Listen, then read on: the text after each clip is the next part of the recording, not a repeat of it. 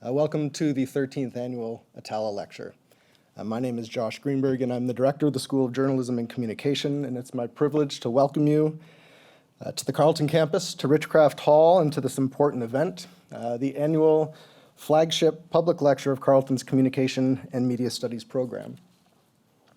The Carleton University campus is located on the traditional, never-ceded Algonquin Anishinaabe territory. As settler colonists, we have a responsibility to acknowledge our good fortune to live, work, and learn on this sacred land. This year's Attallah Lecture is special, not just because it's our 13th edition, how lucky of us, but it's the first that we've been able to host in person since 2019. I want to thank our speaker, Dean Spade, from Seattle University, who traveled a considerable distance to be here with us today in person. My colleague, Dr. Susana Vargas Cervantes, will introduce Professor Spade's talk in just a few minutes. Before doing so, I want to tell you a little bit about our late colleague, Paul Attallah, after whom this lecture is named. Paul led the communication program for 12 years, longer than anyone else in its history. He was a gifted lecturer, as his former students, thousands of them over the years, will attest.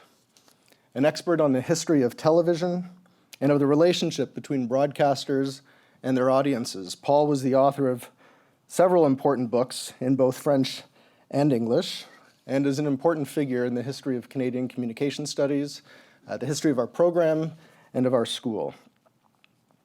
And Paul died of liver cancer in 2009 at the young age of 54. And unfortunately, his family are unable to join us this evening, but I do want to acknowledge and thank them for giving us the honor of remembering Paul with this important event. Professor Spade joins a distinguished list of scholars who have delivered the Attallah Lecture previously. The last time we did it in person, we hosted Lily Chuliaraki from the London School of Economics. Last year's speaker, Wendy Chun from Simon Fraser University, delivered the lecture virtually. We've hosted Will Straw, Sarah Sharma, Kate Crawford, Jack Halberstam, and many others. Recordings of those lectures are available on our website if you wish to watch them. And this evening's lecture is also being recorded and will be posted in the coming days if you'd like to watch it again. And please do feel free to share it with others in your networks. Just a few housekeeping notes before we get started. Professor Spade will speak for approximately 50 minutes, after which there'll be time for you to ask questions and offer your comments. You'll see that we have mics in the aisles. I'd ask you to please line up and ask your question using the microphone. That will allow everybody else in the room to hear your question or your comment and for it to be recorded. Please feel free to share your comments, your photos, your observations. Some of you may want to do so on Twitter or Instagram or wherever. Please use Attallah22 as a hashtag so others can join along. And we invite you to join us in the atrium afterward for a reception. We'll have some food and there's a cash bar for those who would like to have a drink. A few final words of thanks. First, once again, to our speaker. Thank you, Dean, for preparing an exciting and timely talk that promises to be informative, engaging, and thought-provoking. I want to thank our staff who made this evening possible, in particular, Krisha Kotarba, our school administrator, my assistant, Laura Garrow, who the two of them welcomed you out in the hall, our IT coordinator, Roger Martin, who designed the poster for this evening's lecture, our partners at Teaching and Learning Services and Instructional Media Services, and our Dean, Brenda O'Neill, Dean of the Faculty of Public Affairs. I'd now like to invite my colleague, Susana Vargas Cervantes, to introduce Professor Spade. Thank you once again. I hope you'll enjoy this evening's lecture.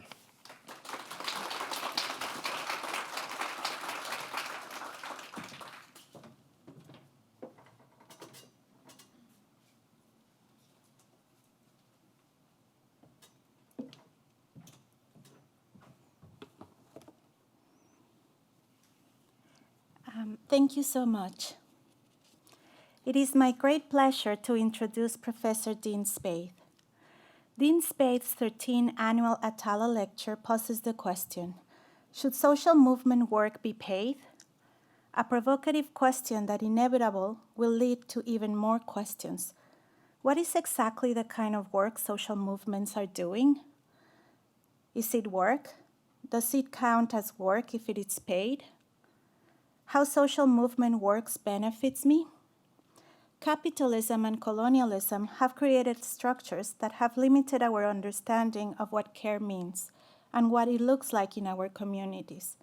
It is within these solid structures that the work of Dean Spade has imagined, through social movements, new worlds in which there is a responsibility for caring for each other in ways that might have otherwise seemed inconceivable. Currently, Dean Spade's day job is as a professor at the Seattle University School of Law. But in his maybe free time, we will know, for the past 20 years, he has been an organizer, activist, and writer for social movements. Dean Spade has relentlessly created new media structures for queer and trans liberation.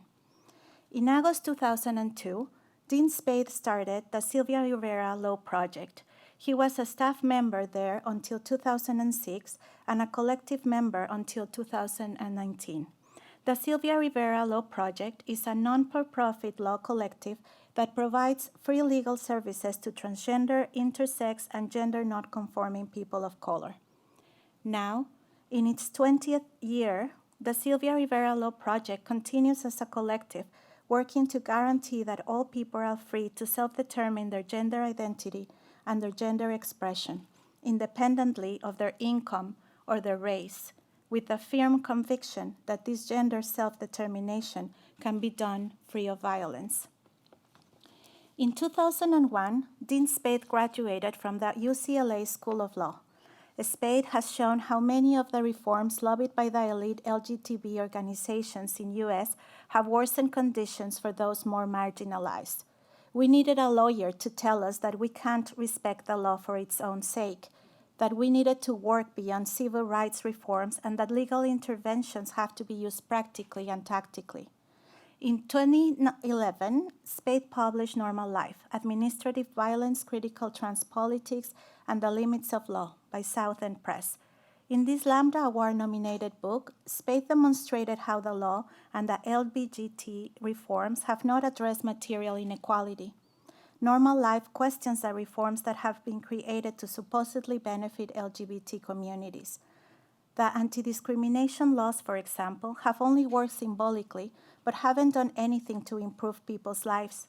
The anti-discrimination laws have not deterred the police from attacking transgender communities of low income.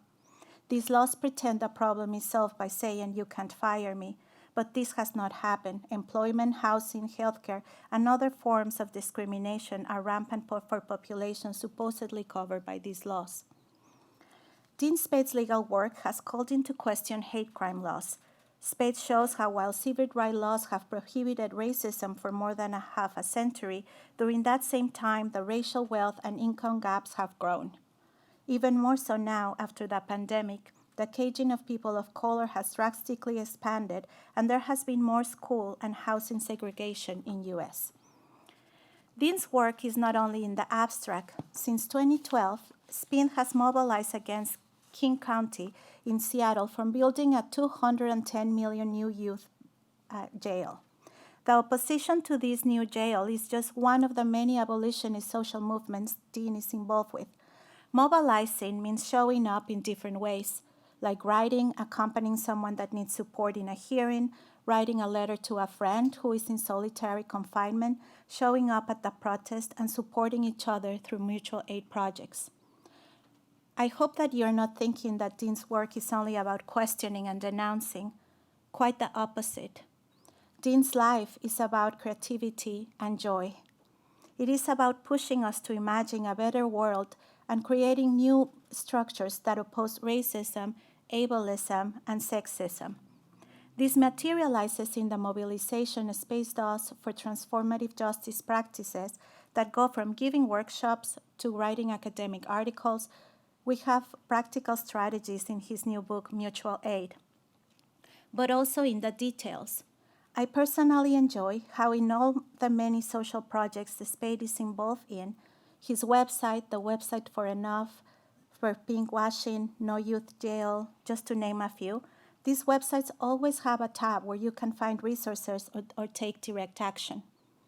The resources in web pages link you to other projects, to information about next steps, to videos Dean has created with other friends, to teaching guides, You can use in the classroom for mutual aid organizing, for teaching about abolition, and even useful conversations for guiding upcoming law students. In 2013, Dean created a Transpolitic Manifesto in a form of video entitled Impossibility Now. I quote, "Transpolitics is a politics of resistance against violent gender norms. Trans people have been told that we do not exist, that we are impossible. We are demanding the impossible, our own survival." End of quote. In it, we learn how gender is a violent norm we can seek to abolish, and why rainbow stickers on police stations are not safe space we are fighting for. In 2015, Duke University Press published a second edition of Normal Life. In this new edition, Spade examines the efforts of the Obama administration and questions the mainstreaming on trans equality advocates that seek to legitimize state violence by articulating the U.S. military and prison systems as sites for trans inclusion reforms. This same year, Spade directed and released a 1-hour video documentary, Pinkwashing Exposed, Seattle Fight Backs, which can be watched free online with English captions or subtitles in Spanish, French, and Greek. Pinkwashing is the term used to denounce a strategy of legitimizing state violence against other communities by saying something is gay-friendly. In this documentary, Spade denounces the brutal apartheid that the Israel government has imposed on Palestine while presenting as a gay-friendly country, promoting tourism by inviting queers to enjoy its beautiful sandy beaches and partying with the gays and queers of Israel. This queer welcoming is, however, directed to only a specific homonormative queer community that will have the power of mobility, access, a passport. But what Dean exposes as the most problematic of these campaigns is not only a hoax of Israel to improve their public image. The Advocate named Spade one of their 40 under 40 in May 2010. Odney Reader magazine named Spade and Ron Butcher on their list of the 50 visionaries who are changing the world in 2009 for their collaborative project Enough, the personal politics of resisting capitalism.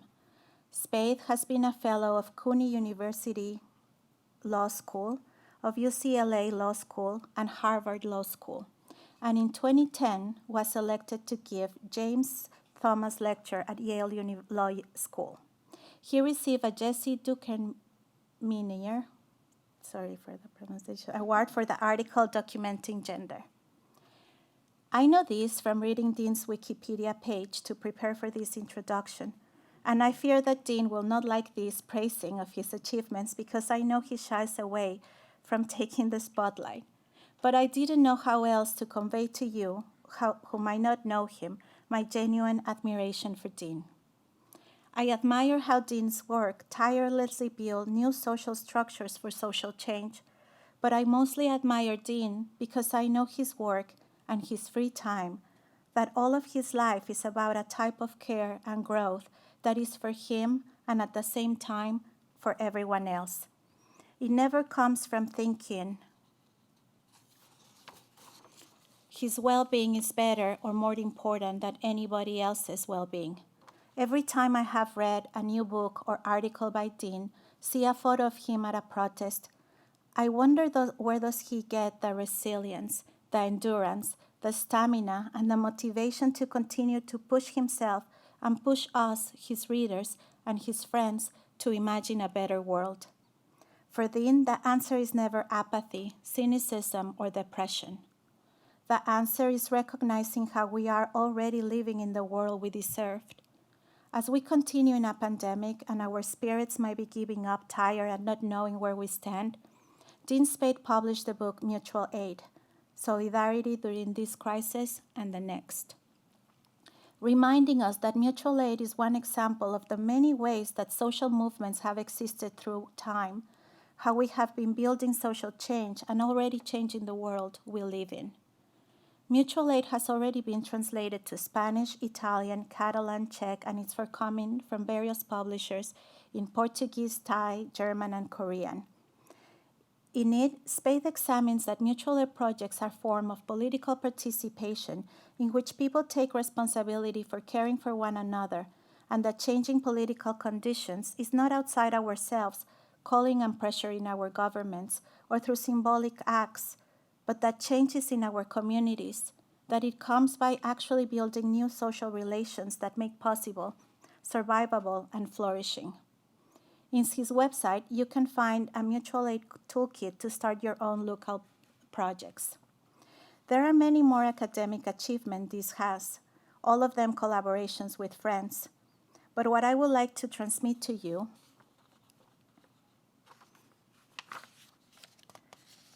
Oy.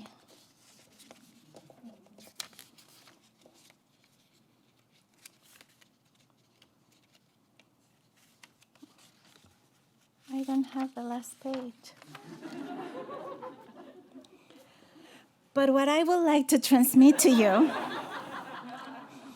is that in all its academic work and free time, Dean's life is about showing us how we can create the world we deserve.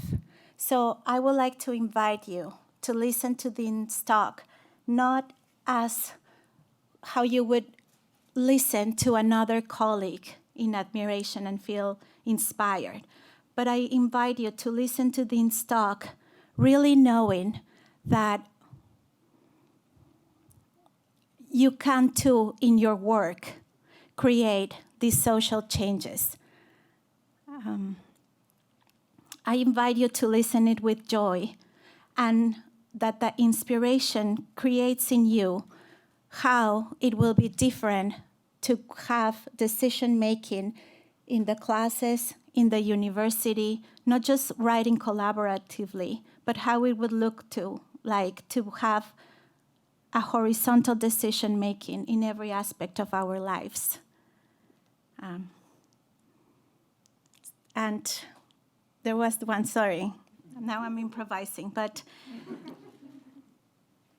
I really want to transmit to you that it is possible, as Dean says, that everyone can get what everyone needs. Thank you.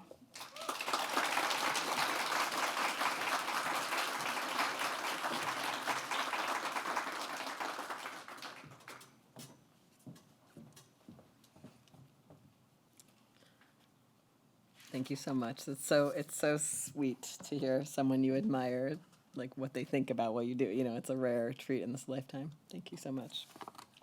And thanks so much to Josh and Christia and everyone who worked on organizing this event. It's a real honor to be invited here, back here. I was realizing I was last here in 2011, which is kind of a while ago.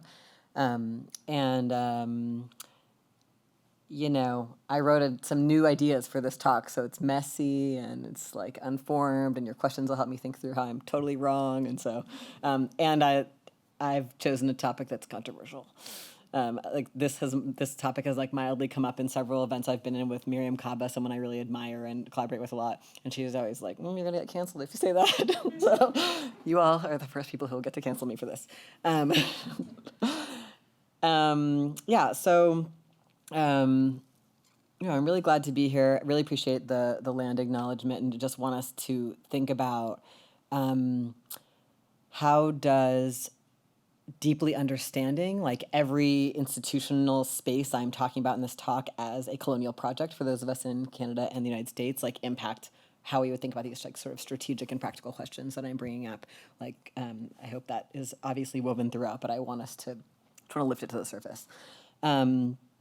So yeah, this question about whether people should be paid for social movement work, you know, is one that I've been grappling with in groups for decades.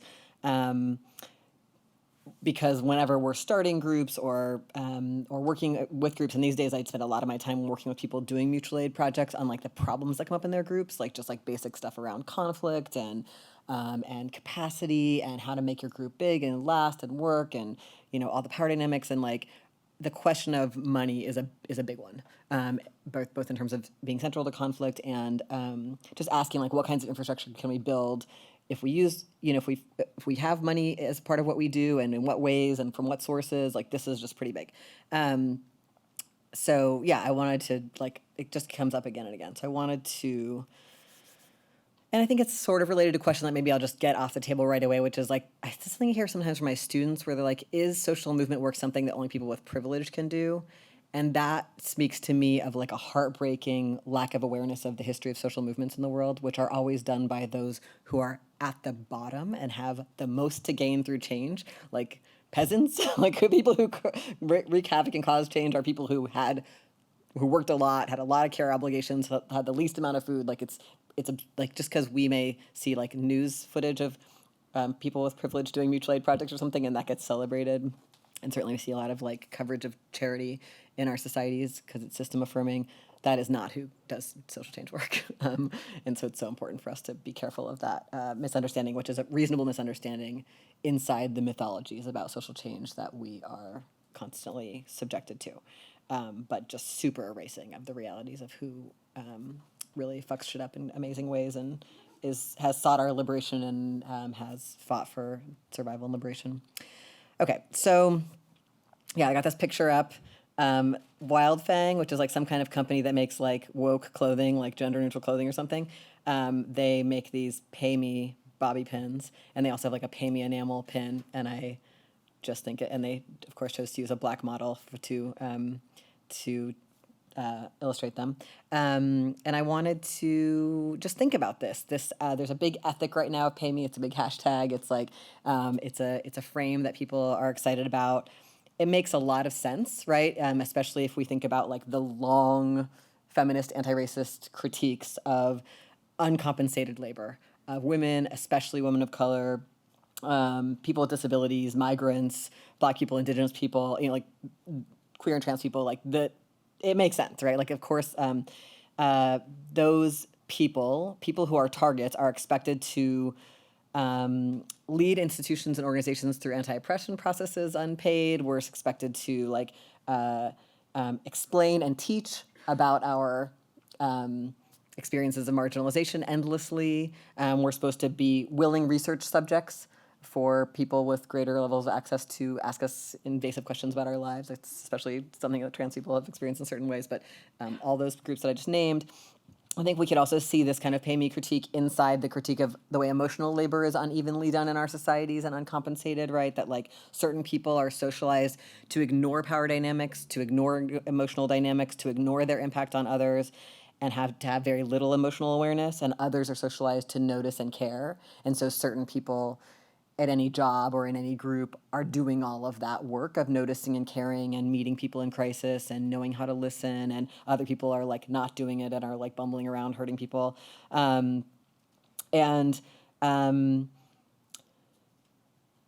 That work is like consistently not considered work. And that work, that uncompensated emotional labor, is what allows institutions to continue. Like it's essential sustaining work, right? And then it's just like not noticed, right? And, the lack of compensation is both a lack of financial compensation, but also lack of like attention, praise, recognition, credit of all kinds, right? That those things flow upward towards white people, towards men, towards people who are not perceived as disabled, towards settlers, et cetera. Some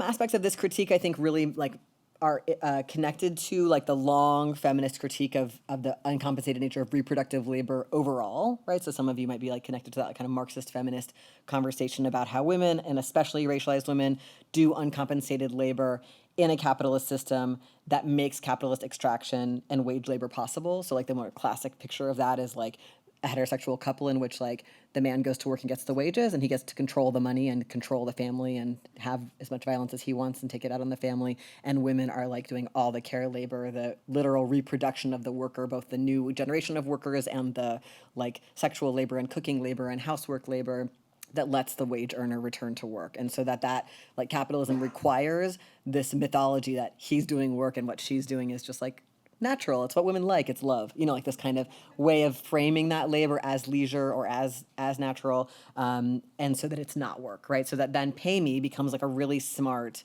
critique of that, right? And that critique of women's work as not work, and saying no, this is work. Housework is work. Care work is work. Sex work is work.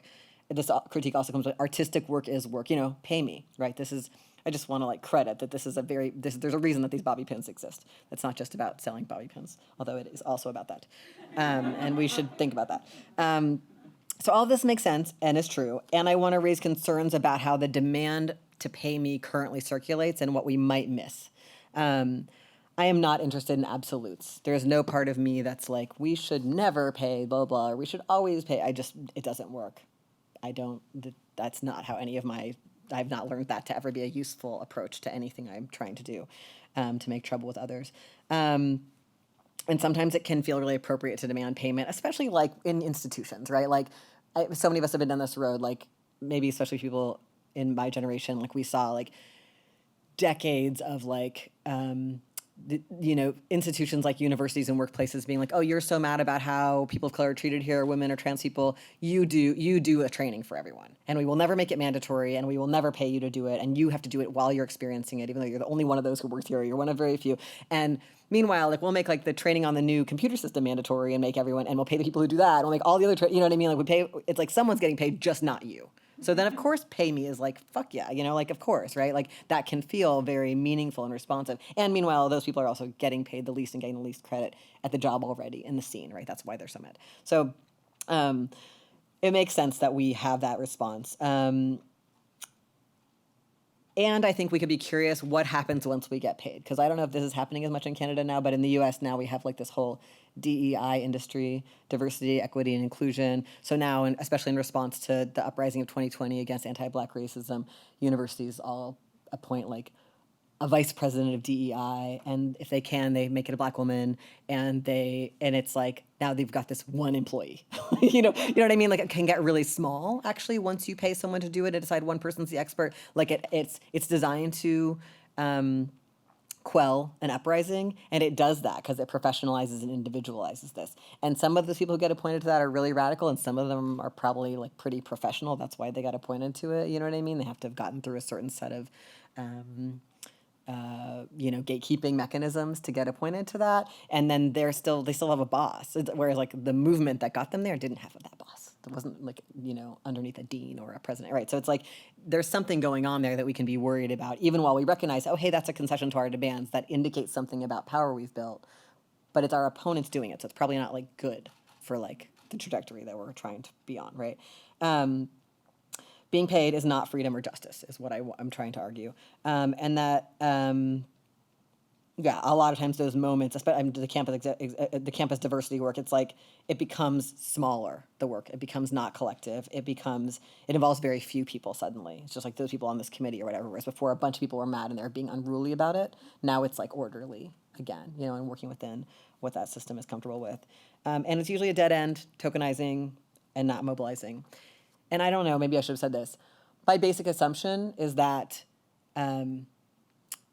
it is urgent that we build the biggest movement possible immediately. Like we're literally on the precipice of like the end of human life as we know it. And everything that we've tried hasn't worked, and it's only gotten worse. Like, we're living with climate chaos. We are living with endless war. We are deep into this level of like material crisis, and a lot of those crises are very long term, but there's some real sharpening going on. And so what we want is to do social movement work that gets as many people as possible mobilized and skills up as many people as possible to take leadership in movements and build more and more projects and interventions and do bolder and bolder things, right? So that like you start with the food project in your neighborhood and soon you're laying down on the rail tracks, blocking the coal trains, or soon you're, blowing something up, whatever. We need all of it. You know what I mean? We need to get a lot of people. You become someone who can facilitate meetings of hundreds of people, even though, 2 months ago you were just finding out that maybe you don't like cops. You know what I mean? Like we need all of that to happen. And so we don't need things to get smaller, more professionalized, more individualized. We don't need like a couple appointed leaders. Like that is the last thing we need. We need ways for lots of people to come in on on-ramps into lots of different kinds of work, and for that work to get bolder and bolder so that we can actually like go up against our opponents who have all the money and the guns. We can't win at that. We can only win at numbers. That's the only thing we've got.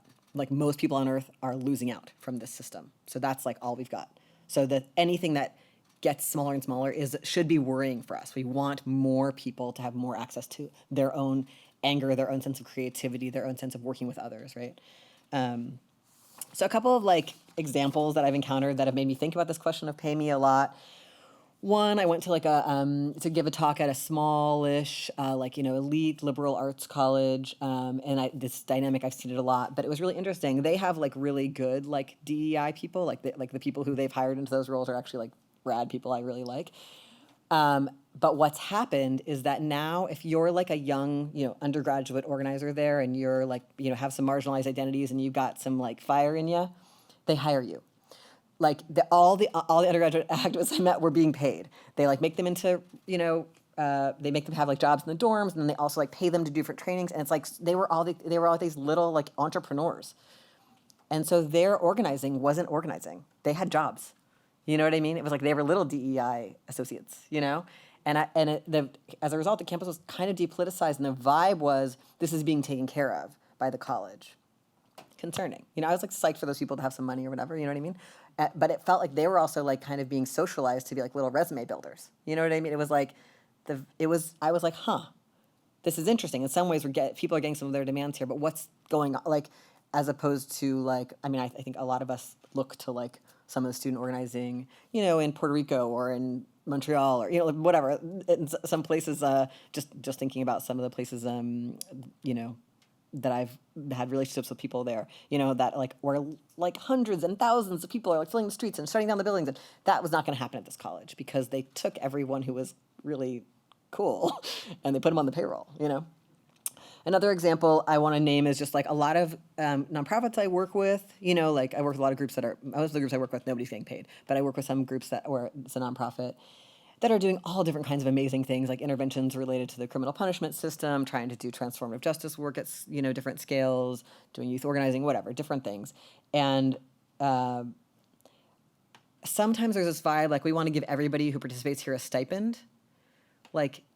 So when it's the worst is like they're even trying to pay me. I'm like, you guys, I have a job at the university. I'm the last person on earth. Like, if you have to give everyone a stipend, at least like make it need based, right? But in general, there's something weird about paying everyone to organize, because it's like as soon as I was like working with this one group and they were just starting out and they were like, the right thing to do is pay everyone who organizes here, and I was like, that's going to keep your organizing really small. Like, how much money do you think you can raise from your funders? Like you've already limited your organizing to like, I don't know, 20 people or 30, you know what I mean? Like, what is going on here? Like, I just think I'm just concerned about, like, I'm like, we need a group with your mission to, like, organize thousands of people in our county this year. You can't possibly pay them all. So we need a different way of thinking about this, right? Like, where does the money come from? It all comes from our opponents. All the money comes from our opponents. I mean, there's occasionally a group that's like also running a thrift store, and that makes, there's some people who can do some revenue generating, but most of the people in these orgs are getting their money from the government or from philanthropists. Rich people, our opponents, right? So it's just like the horizon of this work is being set if we pay everyone, right? So I'm worried about that. I love the idea of wanting to care for everyone, but what is money the only way we can care for people? There's just like there's a rub there. I also think a lot of groups become very staff-centered. So like I work with lots of groups that don't have anybody paid, and then there's some groups that have some people get paid. And there's just this vibe that happens where if some people are getting paid, everyone's like, well, then they should just do all the work. Everyone else is kind of passive, or like kind of subtly is like, you guys make the decisions, instead of being like when no one's getting paid, there's more likely that people are like, this is ours. There's we're like really deeply raised in this capitalist white supremacist thing, and so a lot happens when some people get paid and others don't. I don't think that it has to be that way, but I do notice like orgs become very staff centered. People expect the staff to do the work. The membership is pretty disempowered, I think, often. It's like the staff is supposed to hold the bag, and we want everyone in our society to be like, I could hold the bag. Like we want everybody to be like, I could care, whatever that means. Not like mean that everyone uses the exact same skills or the exact same capacities, but everybody being like, I would feel like a co-steward of this, like deeply of collective work, instead of like, oh no, I'm deferring to someone else. That's how we're used to living in an authoritarian context, right? Where we all have like bosses and teachers and parents who tell us what to do, and we mostly don't get to make any decisions, and we somehow have to live with that. So we create these psyches that are mostly pretty obedient, right? We want to become disobedient, unruly, ungovernable, right? That's like, or like we're toast, like it's big. Another thing I'll say is just like the level of conflict that money brings into organizations. Like, over the last 10 years, especially when I've been more and more in this role of people trying to, reaching out to you when their org is struggling, it's just like we are all socialized in these systems, so we're very activated by money and by reputation. So like when groups are having, like, first of all, certain people are going to be drawn to a group because it has money, because they're like, it's the important group, or it has a reputation, it's the important group. Already, we're fucked. Like that's not good, right? That's like a really problematic relation to have to work to end hierarchies, But so we have that dynamic, and then a lot of times when groups are struggling, and what people should do is split and have two groups, that like, oh, it's an important distinction. Like you really want to work with the city council, and we really don't want to. Great, we need more of this work. Let's try it all. They don't split because it's like, well, but you guys have the social media and it's got all the reputation and or the pile of money in the bank account. And I see that, and then those groups, people end up like suing each other and stuff, like the worst use of our resources as a movement, like the worst use of our time. I can't tell you how much of this goes on. You may not hear about it because it's all confidential. People are, ideally, people are trying not to air all the dirty laundry to our opponents. But also the bad thing is like a lot of people, like the group becomes totally immobilized, and the people in it are wasting all their time in these like endless processes where now like courts are deciding what's justice, which is like, that's like the opposite of what we believe. So I really worry about that. I do an exercise. I mean, I've often thought like if our opponents really wanted to destroy us, they would just give, whenever there's a group that's got a lot of energy, they just give it some money. It'll just implode. You know what I mean? And I often do an exercise with my students in my social movements classes where I'm just like, yeah, so you guys are, student org and you're fighting for, and I give them some, thing they're fighting for. Maybe they're fighting for like, a rape crisis center on campus, or maybe they're fighting for like a food program or to change admissions or whatever. And then the university is giving you $2,500. What are you going to do with it? And then they come up with a little plan, and then I'm like, now they've just given you $25,000. And just like, what happens? Like they fall apart in the exercise over this, like instantly, like, so and I'm not saying that means we should never take the money. There are lots of interesting ways to think about taking the money and running, there are interesting ways to be strategic about this that movements all over the world are doing in really like careful ways. But it's like, how would we touch it if we knew that it was this poisonous? Like, how would we how would we study whether this is the right thing to do, what the dangers are, what we have to put in place to protect ourselves from any of those dangers? Like what would we do if we knew that almost every group that gets money falls apart in these ways or just becomes like a business essentially, I'll also say there's a tendency, and one other tendency that comes often with money is like people become very formal. It becomes like about being professionals. And then when people are in conflict, they like file complaints with each other and want to have a certain kind of formal grievance process. None of that works, FYI, because see everything about abolition, right? Like having these, like it's like that, those processes don't work. Like both the government ones, but also when we mimic them inside our organizations, they're terrible ways to deal with conflict. They're all about like remove and distance and the idea that there is some truth that somebody will come up with and everyone's like triggered, they feel persecuted or they feel like their harm is not, is being minimized, all of that. At worst, I see a lot of groups where we're talking about their conflict and trying to work through it, and people are going like, they're like, if their demand becomes that the group like comply with formal labor laws or something. I'm just like, those are wildly like the laws that have been created by our opposition to govern our labor conditions. They're definitely not the answer to our conflict problems, that are designed to like maintain capitalism, but that becomes, you can see people are scared and hurt, and so then these become let me grab something. So I'm just like very unsatisfied by this and like super heartbroken. Like these stories are brutally, like people who've poured their life into an org and believe in something, changing something, and then this is what's going on. Also this trend, I don't know if you all see this here. I'm curious if there's like cultural differences in different parts of Canada or between Canada and the US or whatever. But people, when I see this with my students sometimes, and I also see it in orgs I've been in, when we are having a difficult moment and maybe I like correct you on something you said that I disagree with or that's harmful to communities, and then I ask you to Venmo me. Is this going on?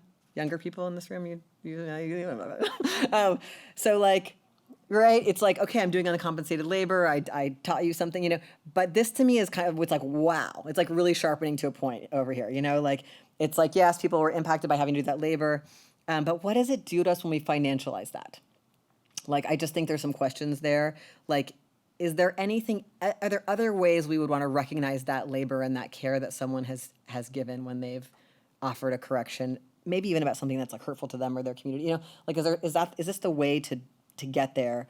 What would it be like to create relationships in our communities where no one was going out without things they need, whether or not they chose to like correct someone? Like my ability to get what I need, like money, or rent or whatever it is shouldn't be tied to my willingness to do that stuff. You know what like it's just like I'm just concerned about those things being tied together. Like even though I again understand why people wear pay me Bobby pins for sure.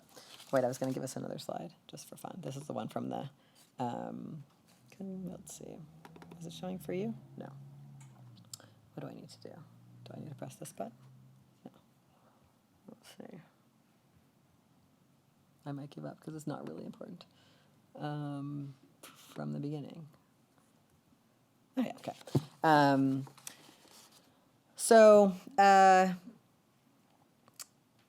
The worst version of this would be that we don't do anything unless we get paid for it or get status for it. That would be the worst result for our movements, is if we only did things if we got paid or got status, recognized, like take a picture of me on social media, whatever.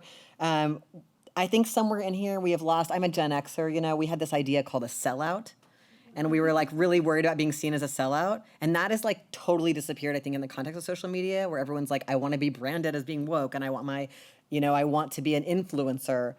You know what I mean? So it's like, it's super individualized and about climbing and about branding.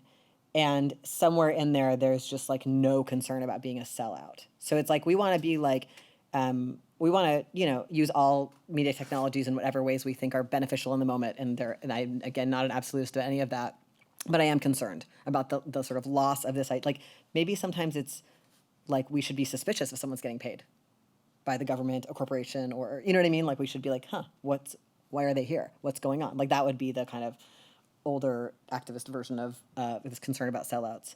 I think also the mythology that social media creates, that we could all be famous, and the feeling of pressure we all feel like we're being looked at, even though in reality, like 5.5 people are looking at anybody or whatever, and nobody gives a fuck about anybody else except for themselves. Everyone's worried about how they look.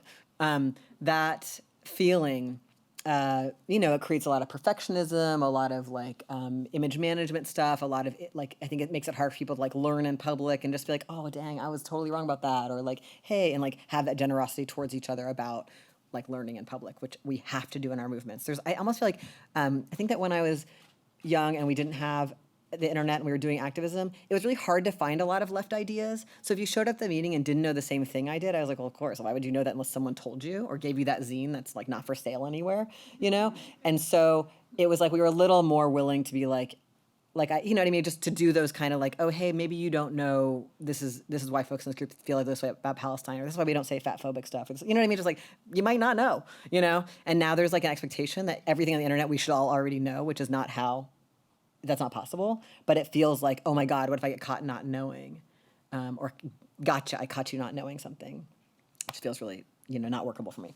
So yeah, I feel like our opposition kind of has us right where they want us, because where does all the money come from? It comes from our opposition, and so their pay controls us, right? And there's a great critique of this. This is an image from the Indigenous Action website, which I really like. This idea that the nonprofit, is basically where, our movements being nonprofitized means that they are controlled by philanthropists. And this book, I mean, if you haven't read it, it's like the book about this. It's so good. Oh, sorry.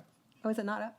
Oh, it's not advancing. Interesting. It's only advancing for me. What did I do differently last time?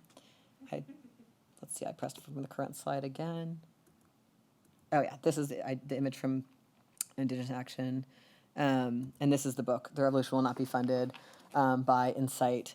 It's an anthology. It's just like really helps ground this idea. But a few of the pieces of the idea are that, Dylan Rodriguez in this book talks about how in the wake of the 1960s and 70s sort of revolutionary movements and global anti-colonial movements, but in the United States, like the kind of anti-colonial, anti-racist, feminist, et cetera, movements,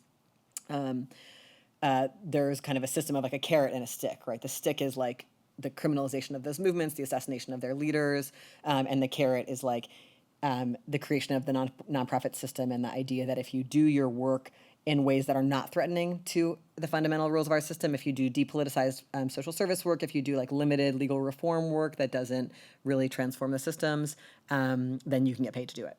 And that's what we live in now. I think that there's a lot of parallels in the Canadian context as I understand it. And so that system, that nonprofit system, is system stabilizing. It's about philanthropic control. It's about charity models, which, charity models always suggest that the people who are in crisis, there's something wrong with them and they need to be like kind of intervened upon. They need to, if you're poor, it's because you need to take a budgeting class, or you need to take a parenting class, or you need to not take drugs, or you need to take the drugs we think you should take, or, whatever. As opposed to that there's something wrong with the system that creates poverty.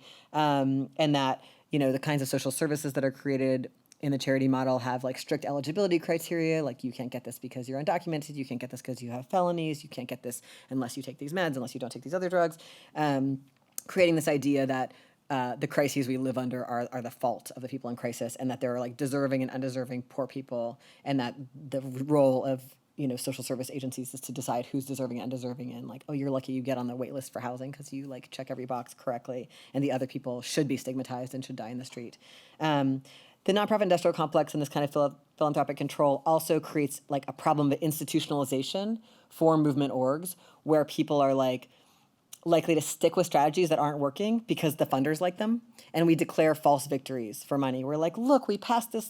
I mean, my life, as Susanna was saying, is in this, queer and trans context where it's like we're now at like 30 or 40 years of gay orgs like taking up like obviously dead end struggles, like using civil rights laws that haven't worked for any of the groups that are covered by them, to be like, we won something in court. And it's like, yes. And the number of queer and trans people in prison goes up again this year, and so that kind of like, declaring false victories and articulating a progress narrative that actually benefits like the United States itself and its elites, right? Like these people are more included than ever, and wealth is more unequal than ever, and climate chaos is more extreme than ever, and more people are locked up and under surveillance than ever. Like, that kind of like, what does it hide? And so people keep doing these strategies. And I think part of it too is like when you're working in groups that are where no one's paid, if the thing doesn't work, you're like, we're definitely going to stop doing it because no one's paying us to be here, right? So we're like, I only want to, I'm here because I like want to stop the cops from raiding,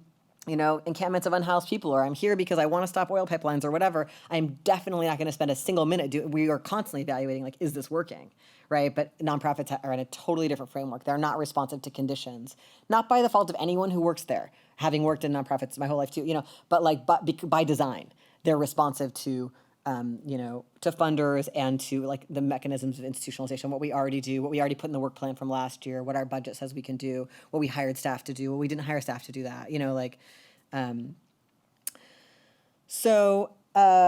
I think there's a lot of impacts on movement culture. I think that one impact is that there's a dangers of like nonprofits or orgs. I see this a lot, just becoming like they become mired in whether or not they're treating their workers well. They just become like employers people are demanding things from as employers. Like, of course, that makes sense. If you're getting, messed over at a job, you would do that. But like, we do not want, they're not movement orgs if the only thing that they exist for is to make the 7 people who work there have a better life. And that life is like based on like comparing to like what people at businesses get. Like, this is just like this has nothing to do with building that giant movement I was talking about at that point. It's a very limited mission. And I find that a lot of groups start out with like a lot of energy around big mobilization and then eventually kind of like just are focused more and more on like how things are for the 7 people who work there or whatever. We're trying to get rid of money and wage labor, not create a few good jobs for radicals and people with targeted identities. That's like very different goals, I think also there's a cultural thing that happens in our movements where I mentioned this before about like where people start to see the movement org, if people are paid in it or if it's stipending people or whatever, in kind of this like mommy daddy way that people like to see the state, like imagining it as like the caregiving institution and then like kind of tantruming at it, And so it's like people don't enter it as like full participants who own it and are like, I want to initiate these kinds of decisions and these kinds of decisions. I want to talk to people here. It becomes just very like, it's like a passive relationship. Or it becomes like, what can I get out of participating here? Which is just like not a great orientation for trying to build, like what we hope everyone's trying to get by participating is to like end the violence and to like create more people who want to end the violence. So it's like moving away from that kind of individualized, like what care can I get from this thing to like, how do I become part of making this thing like fierce and amazing and, unstoppable. But it's reasonable that people have that reaction because if it's being funded by the state or philanthropy, like that is a reasonable reaction to have to it, But yeah, I'm curious about like, is that the way we want to see organizations that we're part of to try to change the world? I'm worried that there's a cost to that. I think also like once once orgs are places that are like in the wage labor framework, you feel the ways you feel about wage labor, like avoidance and procrastination of the work. You know, a lot of people feel that inside social movement work. That's worrisome. We'd like to be able to get to a different psychic relationship to work to save each other's lives than we have to work to make someone else a profit. But because we're so immersed in that norm, we get stuck in that. People often feel, I think, a lot of disempowerment and conflict inside orgs when there's like some people are paid or whatever, like a sense of like, well, maybe the paid people should take care of it or they should come decide and evaluate it. We like become very like passive in that way, which also living in prison societies makes us already feel that way. And then this kind of individualism that can look like distinguishing myself through critique, like I'm going to be the most down radical person in this room, which is really toxic for organizations and for us as individuals, instead of trying to build a culture of what I want and believe in and invite other people to it and persuade them to join me. Perfectionism, instead of everybody here is trying to, you know, everyone here's out to get me. You know, like it's like a kind of we want people to have a skill where when people disagree with them, the ideas get better and better instead of like feeling persecuted and not being able to move forward together. And we want people to be like, oh, if it's not working out for me here, let's start another group that does this too. Like that, we want people to proliferate resistance instead of feeling like this is the only game in town. But sometimes when it's like got all the social media likes or it's branded as the only game in town or it's got all the money, people just really get stuck like having this relationship with that org. I want to say a few things about just like the wage relationship in general. Let's see. One thing I'll say about it is that it's so interesting how bad I am at changing the slide. It's built for collapse. Property is theft.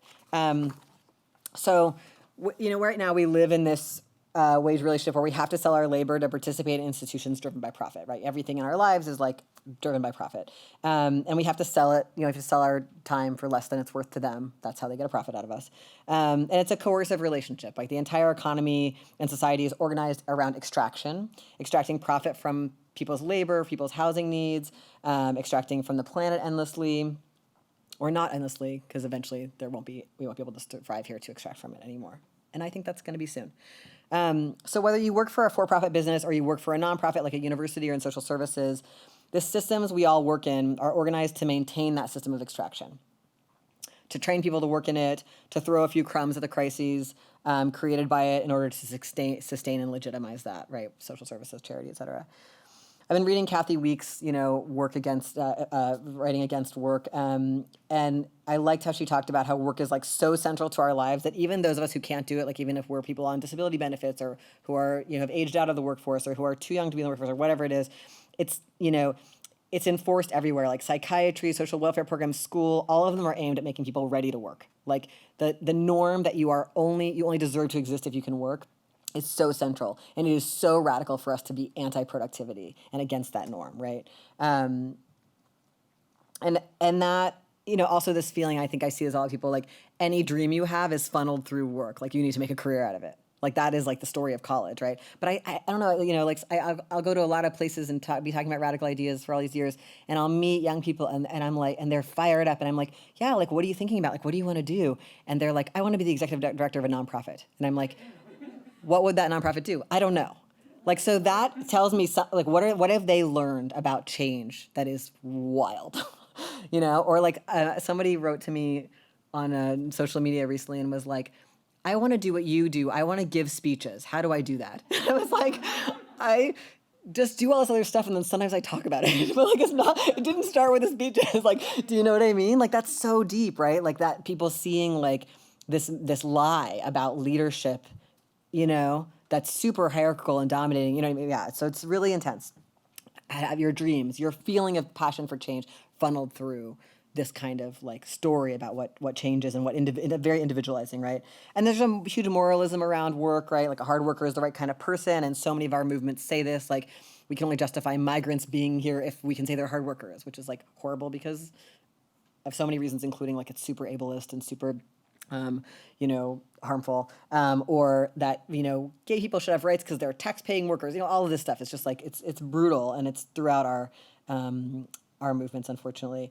And we all kind of think we're navigating this individually. Like we talked about this, like we think we're like thinking about this job versus this job and this boss versus this boss. And she says it's similar to the marital relation. Like we're like, oh, is it this husband or whatever? When really it's like we miss that this is a collective experience and the answer is collective action. It's not me navigating this correctly. And this is, I think, more so under neoliberalism. It's like you need to maximize your own ability to be the right worker and you in the gig economy. You know, it's like all this stuff that's disorganized our work on purpose. They've created workplaces that are very hard to organize in, right? They destroyed the taxi riders union, drivers unions, and made, you know, Lyft and Uber. And that those moves are about you having to be an entrepreneur, like to death, you know, and be more exploitable and harder to do collective action, right? So, and another part of this relationship is that life is divided into work and play, right? Which I think we could also see, like, you're supposed to feel like this is where I'm cowed all day, you know, I have to listen to the boss and do whatever they say, which also includes like being a student. And then over here I'll be free. But that's really between like a place where I earn and a place where I consume. Like that freedom in our societies is entirely about consumption. And I like to think of that as like numb and number, you know? It's like I numb out to be at work and be like, I have to follow this person's orders even though they aren't smart, they're not doing this any better than I would. All of us who work here have better ideas about how this should be, or actually this industry shouldn't even exist or whatever and is destroying the planet or whatever it is you're up to, you know? And then you are like, so it hurts so bad all day to deal with that. And then you go like escape into video games and like, you know, the best television that's ever existed on earth is happening right now because it's the end of the world. And they need us to numb out and not take control of our lives, right? And, you know, and substances or whatever we use to numb, right? So it's just like numb and numb and numb. And we want to like get rid of that divide. Like we want to like be integrated people who in all of our lives are alive and are making choices and are engaged with others and building things we care about, right? So part of this that I think I'm probably getting ahead of myself, but like I really wish we had another word besides work for what we do in social movements, because part of shaking off this feeling of avoidance and this like, oh, like it shouldn't feel the same to fill out a spreadsheet about like who's gonna have the Starbucks, you know, schedule or whatever, and to fill out a spreadsheet about who's gonna deliver like the diapers in the community. Like those shouldn't feel the same, but they do feel the same often because we're so used to, we've spent so many hours doing things we didn't want to do and feeling avoidant of it. And it's very hard for us to arrive in social movements and be like, oh God, I know why I'm filling out this fucking spreadsheet. You know, like that, could there be pleasure and joy? And you know what I mean? Or like, you know, the difference between forced care and like terrible jobs and like the beauty of caring for people we love and you know want to survive. You know what I mean? Like, is there a way to like change? It's this like huge question, right? So, but the whole framing of work pushes us into that kind of misery. And so these systems of extraction that run and determine our lives, and they determine everything, right? Like we don't have any say in our lives about anything, like about whether the energy we use in our homes comes from coal or not, and whether you know our water is poisoned. I'm sure you all know about Flint, Michigan, and what's happening right now in Jackson, Mississippi, and like if our clothes are made in sweatshops or not, or like if our food system is unsustainable, if what I eat tonight is going to come from, you know, been carried by fossil fuels. I don't have a choice about anything, right? But we're told that this is freedom, that we're living in freedom, and basically the freedom is to work in their system or starve, and to buy their stuff that they made in like ways that are destroying our lives, our bodies, our relationships, our planet. And the entire system I'm talking about, of course, is like built on war and policing, right? It's a system that is built to sustain private property. This is like really basic stuff, but I just feel like it's the background of this question about should we get paid? So I'm just doing it because I don't know. I mean, do we all know this? I have no idea. I think you do, but it doesn't get said enough, you know, especially in academic spaces. People hide the ball. I'm like, yes, I am an anti-capitalist, anarchist, like person who wants to destroy the United States and Canada. Well, yeah, it's here. You've invited me to your university, which I hope to destroy. So I'm imagining other kinds of freedom, right? Like collective self-determination, a life where where our lives are not run by people we've never met who organized everything to make a profit. That's how our lives are right now, you know? A life where people decide together how to have energy, food, how to coordinate across spaces, how to be active and not passive in our lives. We are so passive. We have so few options to intervene. Like it's just like it's already been decided. And for me, as I mentioned, I'm anarchist. That doesn't involve states because states are apparatuses designed to protect private property. Like that's why they were invented. That's what they do, to create and protect racialized capitalism and profit relations, and to facilitate redistribution of wealth upward. There is a very inaccurate fantasy by some leftists that states are going to be the way we redistribute wealth downward. That is not what they are for. That is not what they've ever done. Whenever they do any of that, it's a small concession. It's a mirage on top of what they are actually doing, which is like imperialism and profit relations. They're designed to protect wealthy people, including protecting businesses from liability for the harms they do, like polluting everything. Another lie that a lot of people believe in, like statist leftists, is that we'll be able to regulate this. The state will be good. It'll regulate businesses and make them not poison us. But what it really does is it decides exactly how much they can poison us and how much they can hurt us at work, and we have no recourse. I mean, I think you all probably know this, but like when those huge fires happened in California in 2018, and they were caused by PG&E, the big electrical, they run the grid in California, the first thing the state did was pass a law limiting the liability of PG&E for the fires. Like, that's what they always do. That's what workers' comp is. I don't know if that's what you call it here. Whatever. The systems in place that are like supposed to be regulating these things and making them not pollute us and not poison us and not hurt us are actually determining how much of that they're allowed to do. Because if we had to say, we'd be like, not at all. But if people who live in the communities where the pipelines leak got to say it, we've seen they say no fucking pipelines, but they don't get to.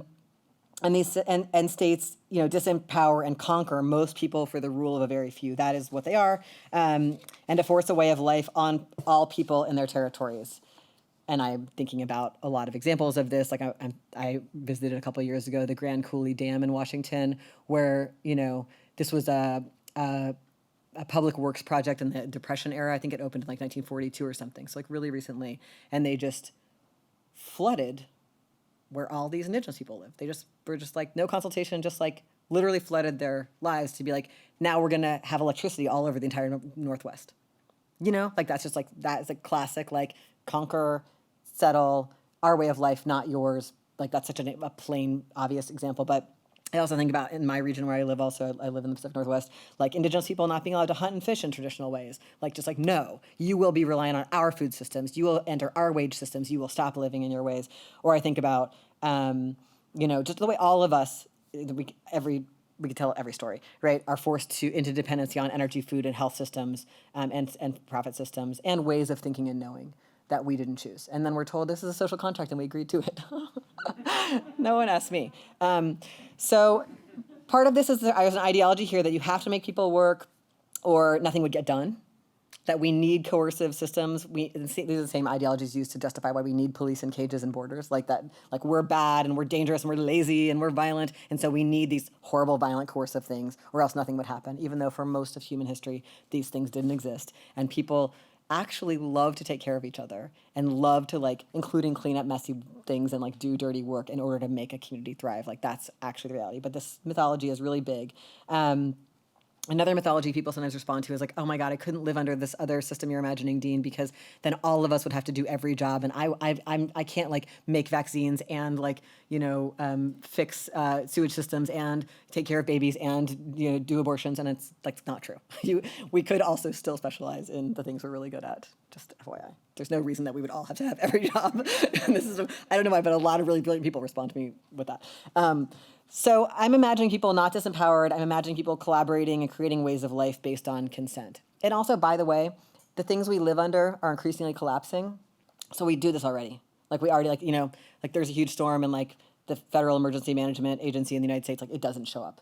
And people just fucking save each other's lives and like as much as they can. Like we already have to do this. And increasingly what our states are focused on is my whole life, they've been sharpening and sharpening more towards policing, securitization, and war. That's where they've taken that any shreds of social welfare that they had and mostly gotten rid of it, certainly in the United States, and I think I hear about this all over the world. So already we're living, like they're not going to show up and save us, and that's going to worsen really hardcore in the coming crises that we're staring down the barrel of, all the coming pandemics and storms and fires and floods and civil wars. And so, this is the time to build up our skills for how we're going to take care of each other and find ways of living that don't live in this mythology that we could all get paid for it, or that we should organize it hierarchically. All the things that I think have been our problems with some of our current methods. So I think one of the questions that is in this is like, is it exploitation to do care and organizing and fight back unpaid? I think it's concerning if we think it's exploitation every time we do things unpaid. So like, can we imagine doing emotional labor and being like, this is worth doing. Like, this feels good. Or like intervening on someone who's saying something that's fucked up in a meeting you're in and being like, I don't need to be paid for that. Actually, I came here to do that. And I feel supported and cared enough by enough people in this group. Because a part of it is we feel that way when we're like isolated, and there's real good reasons we're like, pay me, but like, what conditions do I have to create to want to do these things unpaid in my movements, right? Just because not everybody can get paid for them. Like, it's just real. If we're going to build it as big as we need to build it. And to not be trying to always get a job doing these things, right? To be trying to not have everyone have to have a job at all, right? Like, that's what we're really going for here, no jobs. So a couple of final thoughts on this. One, obviously giving away money is good. I've spent a lot of my life trying to redistribute money in these ways. I think there's lots of ways to try to, take the money and run, or use the nonprofit as a hustle. There's ways to do this that can be smart, but we have to know what we're kind of dealing with. Trying to meet people's needs is really good. Of course, inside groups we're in, we should be like, oh, wait, you're having trouble paying your rent? We're all going to make it happen. Like, yes, that's right. None of this is about perfectionism. I'm not suggesting a perfect way to do any of these things. I'm just like, as we experiment, can we keep in mind some of these dangers we all keep seeing? Things that we could just see happen over and over again. And I think a lot of this is about what the method is. Like, I've been thinking a lot about the stipending thing and how weird it is to be offered stipend by these groups that I'm working with, and being like, no, don't pay me. If we're going to pay people, let's pay the people who are struggling the most in our group. And just what a different feeling it is when you pass the hat versus when you have an institution paying. And just like, what can we notice about that, Like, what can we notice about what happens when we care for each other in different ways, and what institutionalization does, and what kinds of disempowerment happen. And I think part of it is, like, just to be really, frank in a detailed way, in groups and organizations, we need to all be way more skilled at talking about class, poverty, and vulnerability, so that people can be like, hey, y'all, I can't pay my rent. And other people can be like, hey, I actually have money, instead of lying about that. Hello. So, our goal is to redistribute downward. We absolutely, we want to, money is one of those things, while we still have to live with it, while we're still paying rent, right? Which hopefully will not be for long. And we want to also not have value recognized through money. Like, I've read some people, in preparing for this, I read a lot of different groups, like stipend policies and stuff. And it's like, when it's like, we're going to recognize your work by paying you. No. Like that already feels like ableist and racist and so many things. It's like, that's not how money is. So instead, we can be like, money is this necessity we need to navigate through. But we want to recognize people's social movement work. It needs to be through, like, belonging, connection, care, honoring their work. Thank you for the wisdom. Like, let's have a cake about it. Let's sing a song about it. Money should not correlate to that, because some people can't do as much for very good reasons and are just as important. It's just, there's something really iffy about recognizing work through money, to me. It's like what our opposition wants us to do, because they have all the money. We want to be aware of individualization. We want to be aware of institutionalization. We want to be aware of control by those who are paying. I want to say a couple words about burnout. A lot of times when this comes up, in the last few years, I've given a lot of talks and workshops about different things around mutual aid groups, and people are like worried. They're like, oh my God, how can you ask people to do this care work in their communities? How can you be saying this is the most vital thing our social movements can do, in these crises? People are so burnt out. And I just think, like, I just always want to inquire, like, what does burnout mean? When people say they're burned out, is it like, a lot of times it's because they had conflict in a group and feel really like they were really hurt in the conflict and didn't feel heard and seen, and have lost belonging. And then they feel like, I can't go back to the group, or I can't go back to the movement, I'm wounded. What does it take to heal and repair that? That's actually about a whole set of skills around repair and conflict. Right? Or sometimes it's like, I'm actually just literally tired. Okay, so what does it take to heal and repair? Just like getting down more fine-grained. This word burnout is very vague. I think a lot of young people I know are burned out because they feel burned out about, like, they go to school a ton, they work a ton, rents are really high, and they're inundated. They spend 6 hours a day playing video games and on media that's very exhausting. So just like, okay, what's my total picture of my activities? Is there anywhere that I could get more respite in my activities? How can we create a culture that supports that in each other? I read this thing about how we don't have solitude anymore, how most of us never have any time where we're not taking in someone else's ideas. We're riding the bus, listening to a podcast, watching TV, or reading a book. A lot of it has great content, political content, love it. But we all need time when we are not taking in other people's ideas to process our own feelings and to build, it's like build skills around just like encountering yourself and encountering your own feelings.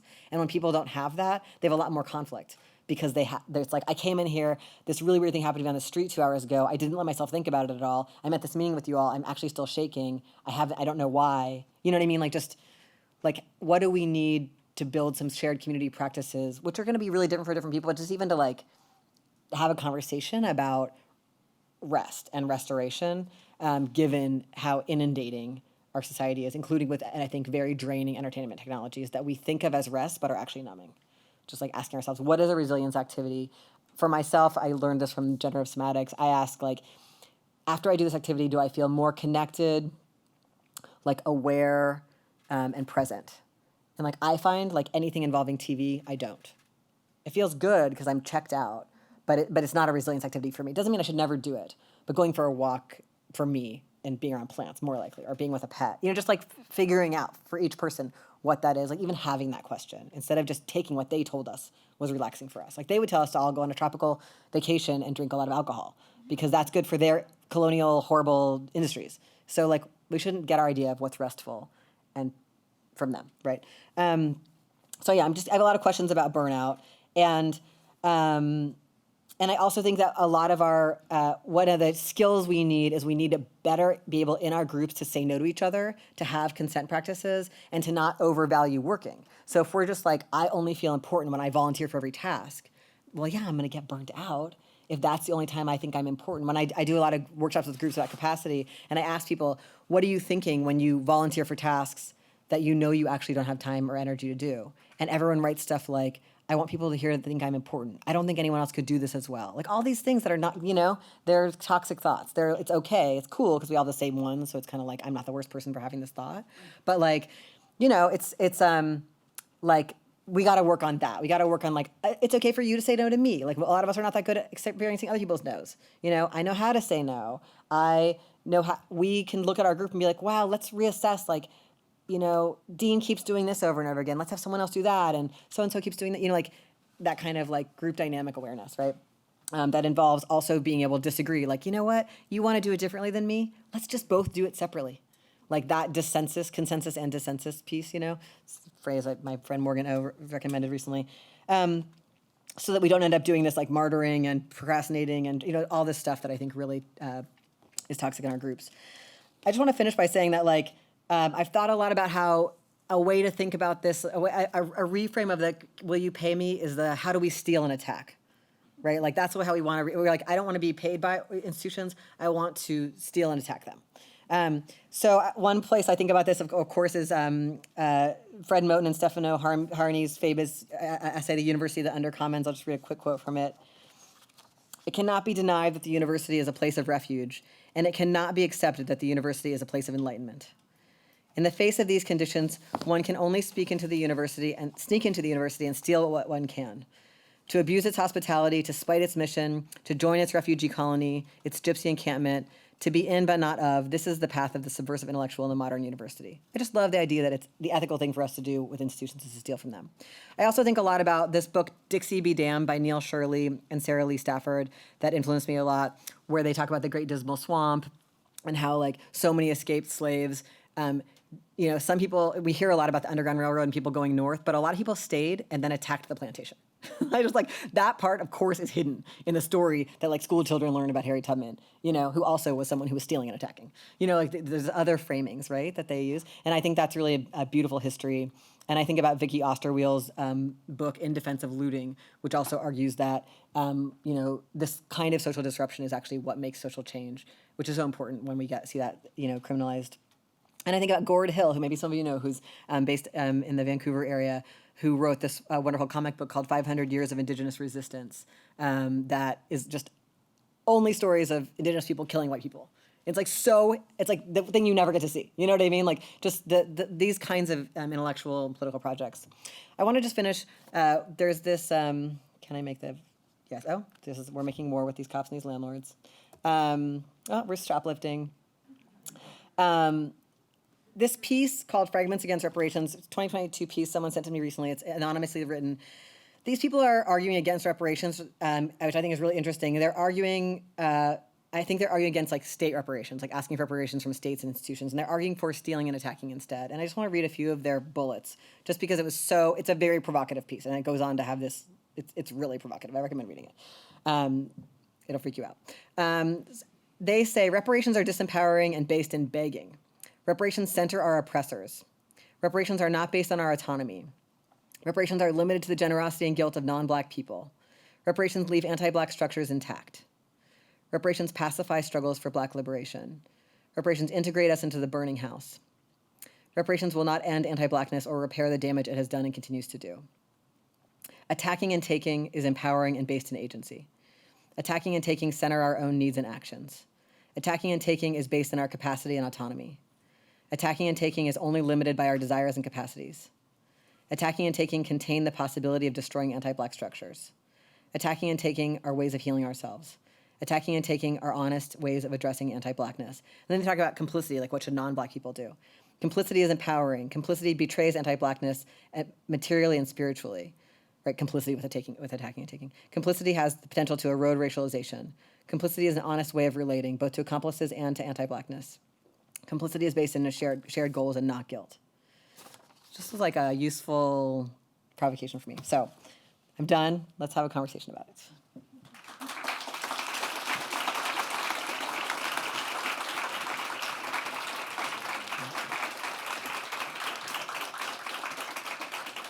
Thanks so much, Dean. That was amazing. Really intellectually nourishing, informative, thought-provoking, and engaging. I didn't know it was going to be when I wrote my introductory remarks, but I'm really happy that it was. So I'll just remind you, if you have questions or would like to offer a comment, please use one of the mics in the aisle. That will allow folks on the other side of the room to hear your intervention. And when we watch this all over again on YouTube in the next few days, we'll be able to hear the questions as well. I said fuck so many times.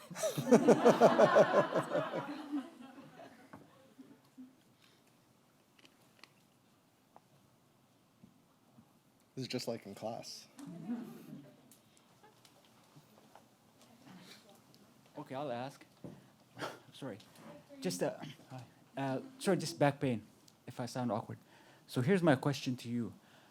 I'm going to be pushing some ideas in the near future, and I keep thinking to myself, what harm are my ideas causing? So my question to you is, I was honestly speaking, Salak, to be honest, I was horrified listening because I'm seeing the harm being perpetuated by all these ideas in a lot of communities. So I'm just wondering, do you think about the harm, and what harms do you see associated with the things that you told us today? Thank you. I'm worried that this conversation is used, like I would hate for these concerns to be used to shut up people who are asking to be paid. You know what I mean? In situations where that's really appropriate. Like like I feel like people could turn it around and be like you could imagine someone's making a demand that, you know, to use the example I use, like that a university do like training on like disability justice or something, and then the administrators being well, we saw this talk by Dean Spade and we don't have to pay you or something. Like that would be like a living hell for me. But I think that's the danger of, you know, trying to build nuance in our movements, and I think we really, really need nuance on this issue. I think it's just, and I think I have an agenda around what is the horizon of liberation we're imagining? Are we imagining entry of a few people into their systems, and then we all go down in this burning wreck together? Or are we actually trying to destroy the systems as we know them and really live through collective self-determination, which is most people haven't even ever gotten to think about. So it's like, that's what's scary about doing provocative, I think, trying to have a provocative conversation. And I think a lot of people just be like, oh, whatever, Dean, like you have this job, you have the, you know, who are you to question people's demand to be paid when you are paid, you know? So I think that's a reasonable critique someone can make of me and decide whether or not what I'm saying is based in practices that they think are worth, you know, experiences that they think are worth having made observations from or not, you know? But yeah, I think anything we say could harm people. I mean, anything can be taken out of context, could be, I hope that's part of why I feel like it's important to like make plain what your investments are. Like, that's why I'm just trying to be like, what am I actually imagining, which is risky. You know, it's easier to hide the ball and be like, make a slate provocation, but I'd rather lay out for you all like everything I think and be, I'm sure, wrong about tons of it, than have it be easy to take this stuff and use it against people who I feel like I'm hopefully, in struggle with? That's a really great question. And a great thing for us all to ask ourselves constantly. I appreciate that practice.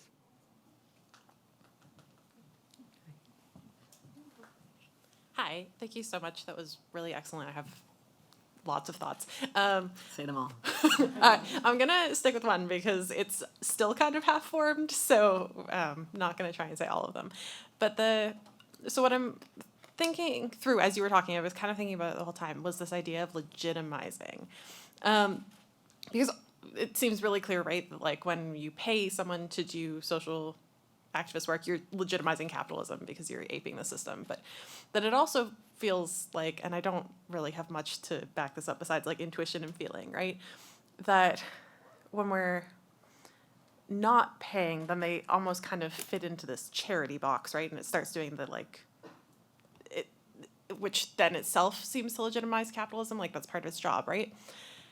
So I guess like how do we balance that kind of like, at least in the short term, because I do actually really love the idea of like, just get rid of jobs entirely instead of social work, like aping capitalism, let's have work ape social movements. But in the short term, before we ever get there, like how do we kind of tread that line of how do we critique capitalism while sort of being in this catch-22 of no matter what we do, legitimizing it? Yeah. Yeah, there's so many things what you said. I mean, I think one thing with the legitimizing is it really depends, like the details depend a lot, right? So like, this critique from women of color feminists that's captured in that book, The Revolution Will Not Be Funded, a lot of that experience was comes out of people working in the anti-violence movement and seeing in the wake of the movements of the 60s and 70s that delegitimized policing in the United States, the state decided to capture like feminist resistance to violence, and so that there was like tons of state money to do anti-violence work that's supposed to protect women and eventually gays also, that is pro-police and that says that police are the answer, and like all this, like all of this focus on police as the answer to violence, which of course we know doesn't work, and especially, women of color, indigenous women, migrant women, women with disabilities being like, are you fucking kidding me? Like, we would never call the cops. That's dangerous to our communities, et cetera. And so this pushback around like the ways that the funding streams changed what the work was and centered criminal justice solutions, and so that it's like, not all money is exactly the same, although all money is money and it's useful to already be suspicious. But like, right, it's different if we all like do a bunch of craft projects to raise money for our food bank than if like we got money from the fucking police department or like, the Israeli consulate, like, so I think we should, or like the oil company or whatever, right. So we should care about what exactly is being legitimized, and we can make harm assessments, I think, based on, where's the money coming from? How much is it? What are we going to use it for? Like those are the kind of conversations that we all already are having all the time. Like lots of groups have had rules, like we don't take money from the government. Like that's like been, especially since the 60s and 70s, a lot of groups have had that take, and there's good reasons for that. And then other groups been, whatever, all this, the strings attached, like all these questions. I think that charity is actually mostly paid work, right? Like that's the thing too. Like a lot of charity, right? Social services models is most social work, for example, is like in that like genealogy of like a nice white lady is gonna like tell immigrant women and black women like what their life should be like, like that kind of like super that charity model. I think what makes something not charity, what makes a lot of my book is about the difference between charity and mutual aid, is about principles and methods. And so, and it's again, it's like trying to like deal with your own racism or sexism or whatever. It's like it's not like you ever get there. It's like it's a horizon of effort and of analysis and constant critique. But it's like something is mutual aid if we are doing work to support each other in crisis based on an idea that the crisis is the fault of the systems and not the people who are in crisis, and if it includes connection to collective action. So it's not like we're just doing this mutual aid project, we're also like part of a broader housing justice movement or health justice movement or whatever that is like doing other increasingly bold actions to get us out of this crisis. And so that, and if you're here getting support from this mutual aid project, you're invited to join that. You don't have to, but like if you want to, you can like come and protest all the landlords with us, or burn down the courthouse or whatever we're doing, and also we'll help you with your eviction problem or give you water or a tent or whatever today. That really matters, like whether something is a mutual aid tactic inside a social movement or whether it's a charity project. And so I think people have a lot of thoughtful like criteria they use inside mutual aid projects, because everyone's, who's doing mutual aid, hopefully, but people I talk to are like worried about those dynamics. And so that's, I think, like a matter of practice. And I just want to say, you said the thing about no jobs, and I should have said this more clearly. Like, what does it look like when people do that now? Like, it looks like people who find ways to squat as a way of living instead of paying rent. People who find ways to collectivize living. Like, part of the trend in my lifetime has been that more and more people live in smaller groups and alone, and so we're all paying more for housing because we're each paying for, a kitchen, or we're each we're each doing a certain amount of housework. We're each cleaning all this stuff and making all these meals. And when you collectivize more of that, more people have more of their time back, and less money is required. So like there's a million experiments with cooperatives and collectives, and there's so many like sort of utopic and thoughtful experiments of trying to get people to be able to be less controlled by these incredibly high expenses of living that have really shot through the roof, in our lifetimes. So that kind of imagining of a world with no jobs isn't something that's just going to be delivered later one day. It's stuff people choose to practice right now, including like by trying to consume less, or by, there's a lot of pieces to that. So that like part of our lives as political people, as activists, as people in resistance movements, is that we both, like, because part of the problem with a nonprofit, it's like I go to my nonprofit job and I have this job, and if they pay me a good salary, which they should because that's the right thing to do, then I come home and I act just like everybody who works at another kind of job, as opposed to like my entire life is a site of resistance. The way that I eat, the way that I fuck, the way that I live, like everything is a place where I could question the norms I've imbibed and be like working with others collectively to think about other ways to do it. Like that's how we want to get rid of that work consumption divide, that I'm cowed here, I'm free here, and move instead towards like, I'm alive everywhere, and I'm resistant everywhere, and I'm with others everywhere. And we're trying a lot of stuff, and we're fighting about it and disagreeing, and like that level of being alive, as opposed to like, I have a brand, it's social justice. You can see it on my Instagram, and I'm hoping to be a nonprofit executive director later. Like it's not a career track, right? Like that's like I think maybe something I should have said more clearly, but yeah, thank you so much. So I've been thinking about this since you were talking about the idea of sellouts. Thinking about it in like a more modern context, where we've seen in recent years so-called like political commentators, let's say, I guess, people like Hassan Piker, if anyone knows who that is, where they talk a lot about leftist issues and things like that on platforms like Twitch and YouTube and all that, and then controversy comes up when people find like, oh, they bought a house that cost X amount of money, and get frustrated with them spending that money on something in a capitalist system while they're also criticizing the current administration spending so much money on war and things like that. And it's kind of like the comic with the guy going, you criticize society, yet you live in it, blah, blah, blah. But I guess just looking at that in like a social media context, where it's like it becomes a job for them, and there's certainly maybe ethical considerations to take of thinking like, well, now that they have this audience, do they have to get more kind of like put on more of a personality to retain that audience and get less about their actual core beliefs than anything? But kind of stepping away from that, I was wondering if you had thoughts about like that idea where it's people who are getting money more from fans directly and less from corporations, government, things like that. And yes, they do ads and things like that, but they kind of disclose that more upfront. But people still get mad at them for making a living on it, despite the fact that it's like, well, do you want them to just not do this? And also, they didn't necessarily set out to make money in this. It's kind of a byproduct of what they're doing, and that people are enjoying it. And again, I'm not necessarily saying that these people are all like great or what they're doing is good and doesn't perpetuate the system, but I was just wondering if you had thoughts of that in a more like virtual social media context. Yeah, totally. I've seen some of the controversies about people, and like when it's someone I like, I'm like, I feel defensive of them, and when it's someone I don't like, I'm like, yeah, right. But I don't generally. I'm not into the pile-on activity. I don't think that's very helpful for our movements. But I guess what I feel like is like, okay, on the one hand, if you decide to be public about your ideas, you will experience pressure and criticism. Too fucking bad. Like, it also comes with a lot of nice things. You know what I mean? Like, whatever. And so, yes, if you don't want to experience that, don't do that. And people can and should, like, put pressure on people they admire about things they care about. And also, like, how much of my time as an activist do I want to spend targeting a few individuals? Not a ton. Unless it's, like, the actual, CEO of Boeing, like, spend as much time as you fucking want targeting that person. You know what I mean? So it's, like, I think just being thoughtful about, I think one of the things about social media is that it's flattening. And so I can't tell if like the other person who's in my group who says that I didn't like is just as bad as the CEO of Boeing.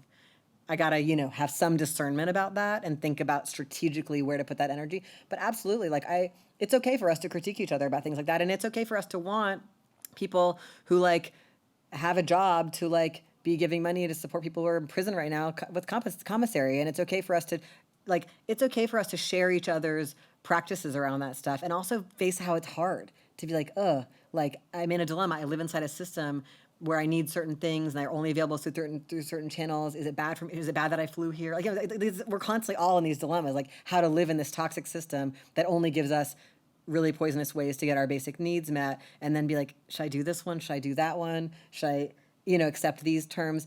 And so they think the sellout narrative could be really overly simplistic, or it could be helpful.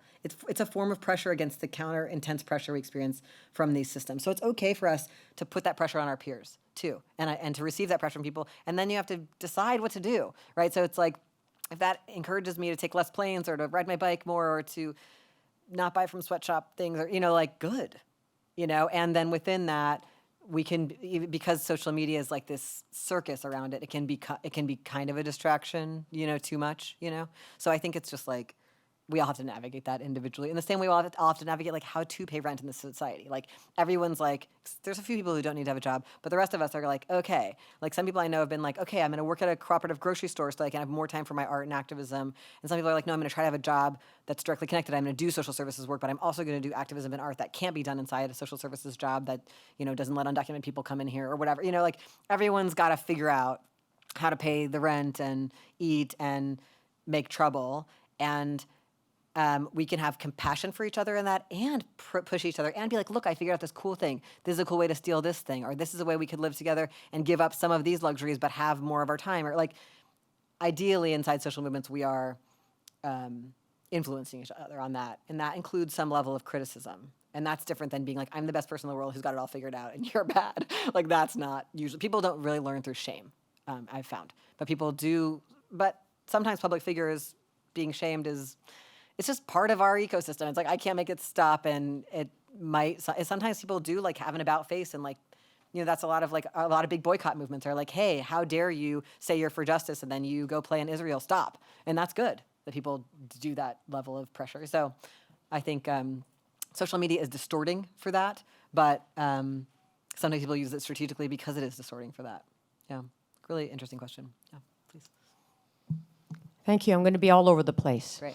So, French Canadian, brought up Catholic in Quebec. We were told by the Catholic Church, be poor. You will be good if you do not have a job and you do charitable work for free because God will love you. So then we had the Quiet Revolution to kind of adjust that particular kind of thinking. I'm also First Nation, and we're told, oh no, you shouldn't work on the reserve as a First Nation because then that just makes you like them. And so what do we have is we have deplorable conditions on many of our First Nations all across this country. Some First Nations communities are doing better than others. I'm one of the reasons that I'm here at a university is because I've been involved in making trouble for most of my life. You can ask some of my colleagues, sometimes my boss, it causes him problems too. But what I try to do is I always try to do it in a way where it doesn't cause harm to others. And I think that's the question that's coming here is where's the line of causing harm and not causing harm? So that's a question that I think that was the answer that he wanted. So it wasn't, I think, I'm paraphrasing. If I'm wrong, let me know. But the answer to, stealing, I've lived in lawless countries where, there's broken glass on top of the concrete and bars on the windows because everybody's stealing. And there is no sense of legal status for anything, which means that you have this complete, utter chaos of an environment to live in. One of the reasons that I had to stop being involved in social movements was because one of the social movements I was heavily involved with in Japan, in anti-nuclear movement, got me kicked out of the country and sent me to Canada with 2 children during the Mike Harris era, and I was watering the plants at Bayshore Shopping Centre at 30 years old when all my friends were doing really quite well. And I could not be involved in social movements at that time because I couldn't afford childcare, let alone this job. So what did I do? I went to university, and to learn how the different systems, and the word that you didn't use of co-optation, but you're also talking about co-optation and salary. But one of the things that I've learned now that I actually have, a dental plan and a salary and students that I can work with and a place that I can invite people to, and I have the ability to be generous because I can actually be generous at this time, is that it's actually what I've learned throughout my life was how to not talk about money because it was okay for poor people. Poor people were always told to never talk about money, to never be progressive about money, and to never tell people how much money you work with, and it's the same for women. And if we go to other forms of scholarship, and which means that the confusion around money and earning and paying and so on also comes from the fact that people are not able to talk about it in a free and open way, and in a smart and intelligent way, and in a sharing and caring kind of way. And I've lived in many of the situations you've talked about in co-ops and squats and all this stuff, all these other different kinds of things, except that when you have children, it's really not really good to live in those situations because suddenly you're responsible for other people, and not the co-ops, let's say, but the squats, because you have to find other ways to actually take care and to provide for your family. And so when I couldn't afford to do social movements, I got the tools to be able to be involved in social movements, and I continue to be involved in social movements in other ways, but I use the means at my disposal in academia to actually do that and to bring that social change forward. So what I'm having difficulty with is everyone's my opponent. So that's something that you framed quite a bit this evening, that everyone's an opponent. I don't believe that everyone's an opponent. I believe everyone is a person in a particular context that they're in, and we have to work with that particular context on a face-to-face level. The public service here, for instance, many people here have friends, family, mothers, fathers, aunts, uncles who just work right here because we happen to be in the city of Ottawa. They're not my opponents. And I actually know people doing really interesting progressive work within that large institution. The work that I did on permaculture in Japan, people are earning a good living off the land and sharing in a permaculture way.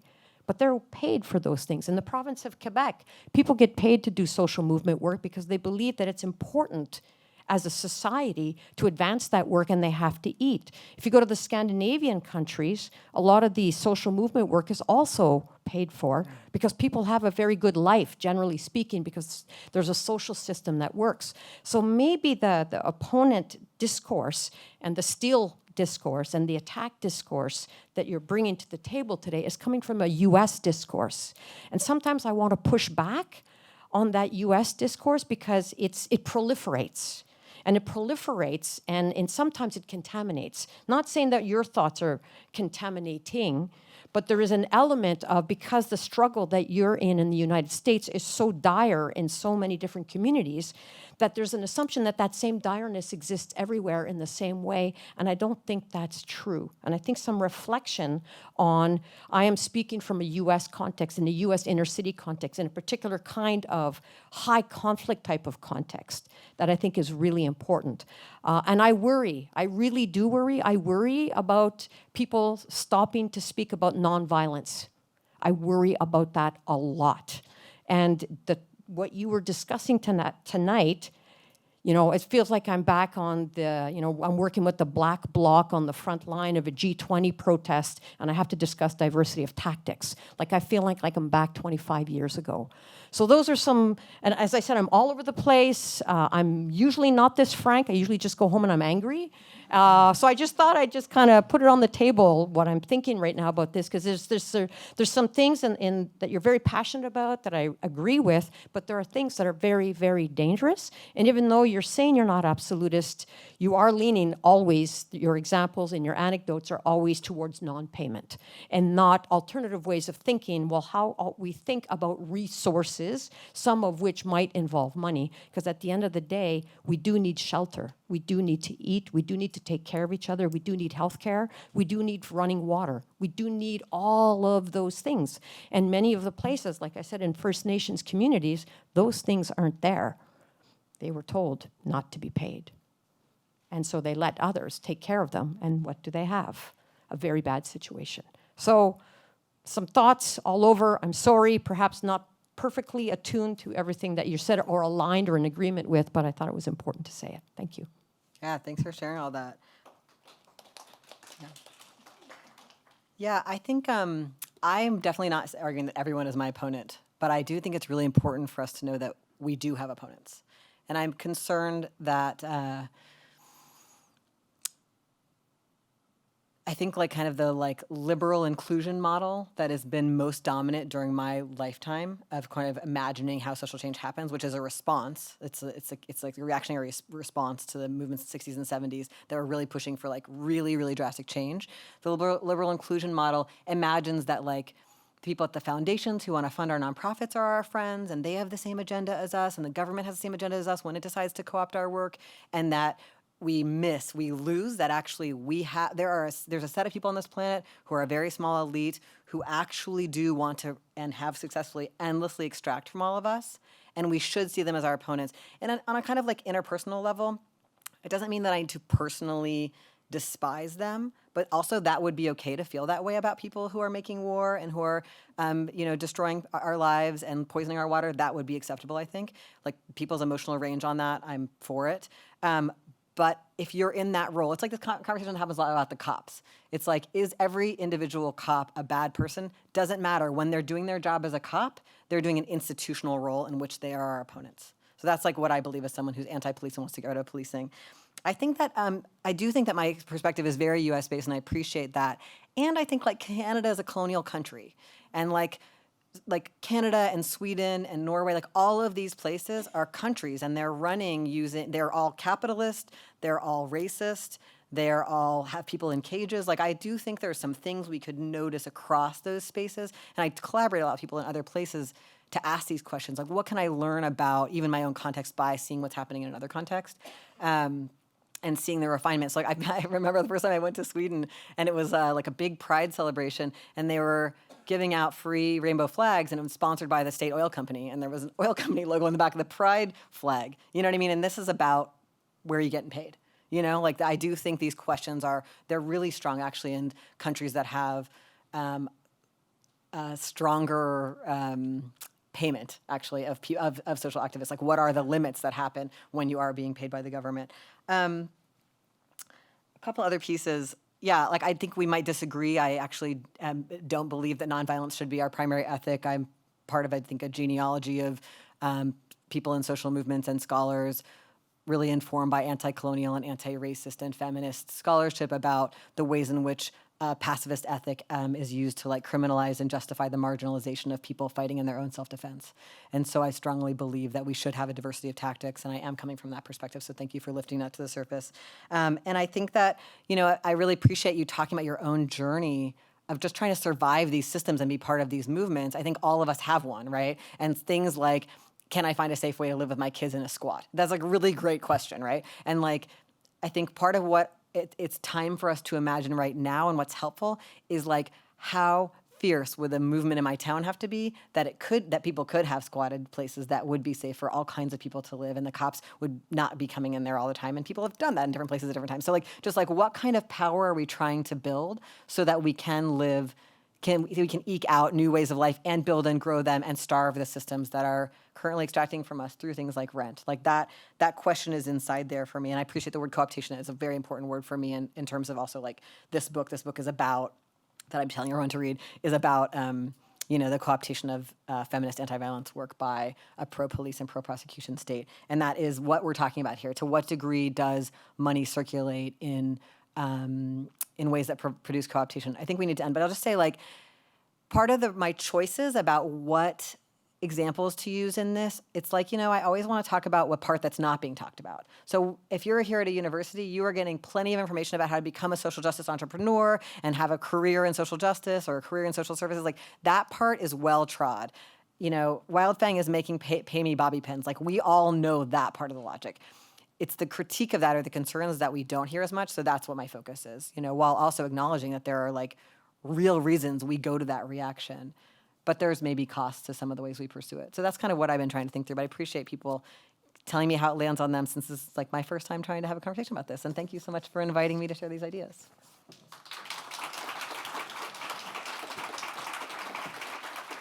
I know there was a question here and another over there, and that would probably lead to one or more over here.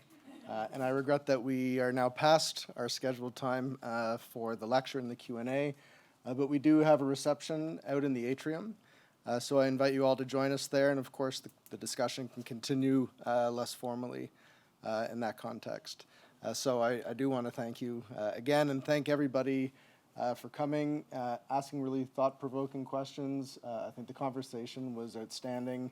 I had no idea how many people were going to show up, and the response was excellent. So I'm just going to invite my colleague Rena Bivens up to the stage. Thanks again so much, Dean.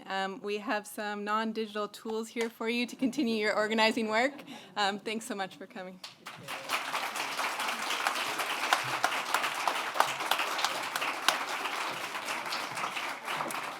And thank you all again. Please enjoy yourselves out in the atrium.